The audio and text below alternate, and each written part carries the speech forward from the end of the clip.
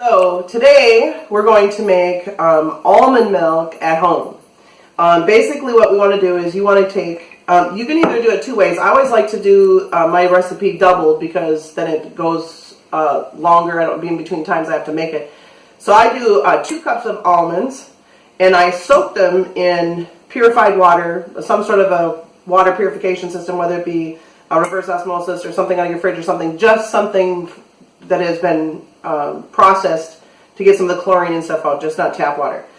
I soak them overnight. Now these almonds have been soaked overnight and it's hard to see, but they're actually quite swollen in fat. That when they swell up, they're easier to blend. So you soak them overnight and you want to make sure that you, wherever the almonds are, you want to fill it like double over the top of it. So if the almonds are halfway up the jar, fill the jar full kind of idea, because they'll swell and use some of the water. So today I'm ready to make the almond milk. So basically what I'm going to do is I'm going to take my soaked almonds, I rinsed them off real good, and I'm going to dump them into my blender. Now, a blender is a blender is a blender is not really true. The blender that you have is going to have to work. So I would love to have a Vitamix or a Blendtec, but I have a Ninja, and that's what I'm going to use because it's what I got. So anyways, I've got 2 cups of almonds, and I'm going to put in 8 cups of water. Now I poured it beforehand. This is also reverse osmosis water in here. I prefer that. And now I'm going to use my homemade vanilla, which I showed on one of my previous videos. And pretty much I'm just going to do like a cap full of vanilla in here, because that just gives it a little bit of a flavor. And you're going to put in just a couple shakes of salt. And I'm probably going to put in like 1, 2, 3 dates, pitted dates. Then I'm basically going to put on my blender. I am going to kind of turn this around. I'm going to blend it for 2 minutes. I'm going to let it settle, and I'm going to do it again for 2 minutes, and then I'm going to come back.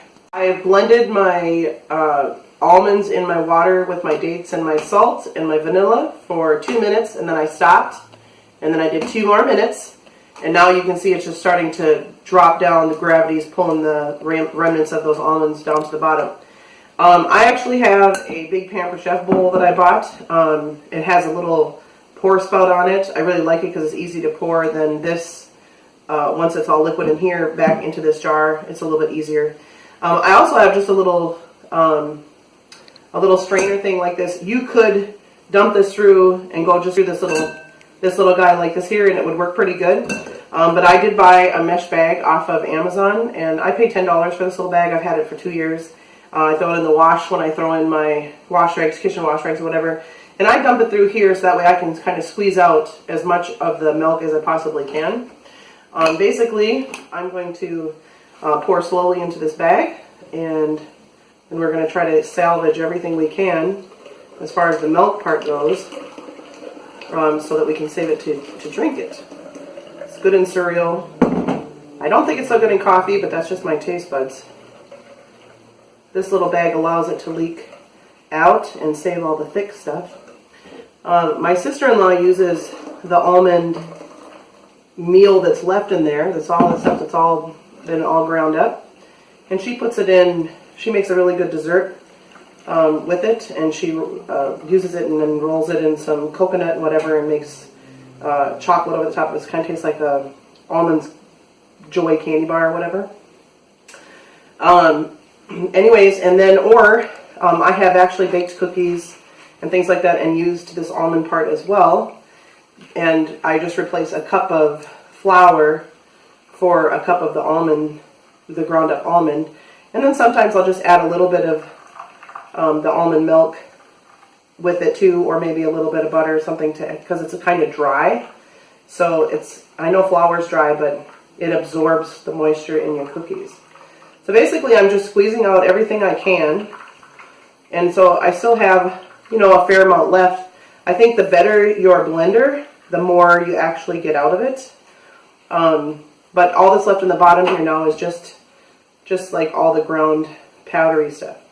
Basically what I'm going to do now is I'm just going to take this, and I'll actually do this after the camera because it's easier. I like to pour in my sink so I don't spill. I pour it into a 2-quart mason jar. I bought my mason jars online off of Amazon. I think I paid $12 for a set of 2. This is a great size to have in the refrigerator. And then I just bought the resealable lids. I like the plastic lids better than the tinny ones with the lid that you do for regular canning. So basically, I'm just going to put this in there.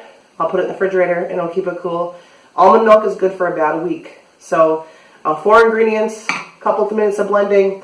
If you don't have a mesh bag, or if you don't have a basket like this here, you can run it through a kitchen towel, like you would those cheesecloth type of, not cheesecloth, the real thin white cotton towel. You can run it through that too as well, and it'll catch all that extra stuff, and then you can just squeeze it out.